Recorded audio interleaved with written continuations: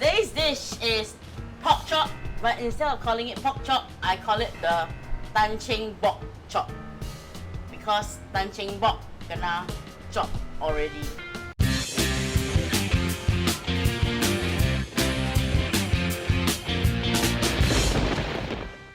I put all the garlic in like this. Okay, I have two lovely pieces of pork chops or Bock chops, whatever you want to call it. We're gonna put them in here in the Ziploc bag. Soy sauce. I'm gonna put some oyster sauce in it. Honey just to sweeten things up a little, because even when you lose, you can still smile if you have some honey. And I'm gonna throw in some peppercorn, right? White pepper. The corn flour is actually together with the sesame oil. With the sesame oil and the corn flour, that is actually what tenderizes the meat, because you know pork can be quite tough. Yes, pork Bocks, they all can be quite tough until they become chops. But then what do? You put it in a Ziploc bag, right?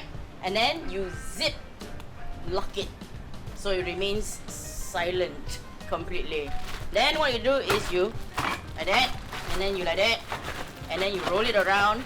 Pinot Noir once again from Chopin. Now this is very simple again. You open it up slightly, you throw it in. This one just a little bit will do, okay? So I'm gonna put this in the fridge, alright? Just so it gets, you know, tender a little. Tenderized a little bit more, and also marinated. Kailan. I could have used bok choy, but then it's a bit too much already lah. So kailan. Okay, you're just gonna put enough water in order for the kailan to be completely covered up. You just peel the leaves off first. This, I just kind of do it at an angle, like that. Now we've got the kailan. The bigger ones, you kind of have to chop down to size. So the first thing you put in, of course, is the stem. Alright, the stem goes in, kailan in. Okay, you must do this properly, alright? Otherwise, they'll just, you know, turn vegetables out of you or turn you into a vegetable. Which is not altogether a bad thing. Vegetables are quite nutritious. But once it turns a little bit green, voila!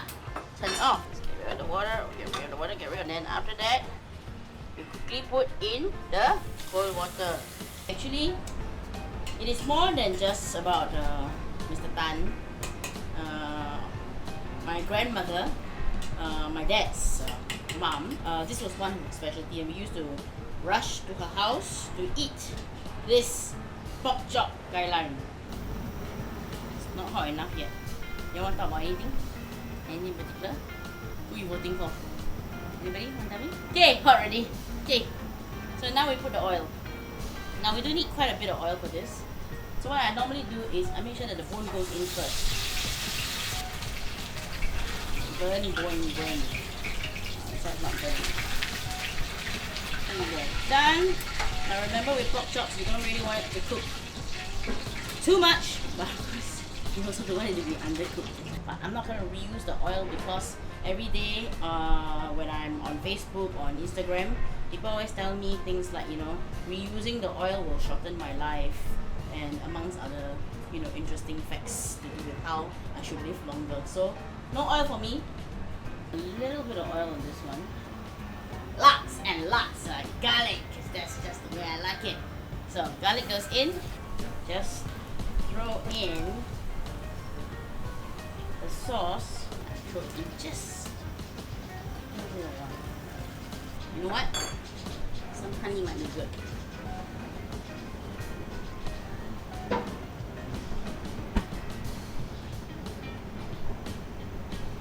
The water's been added, and now I'm gonna add one last thing, and I have to throw it in sort of like slowly and then stir.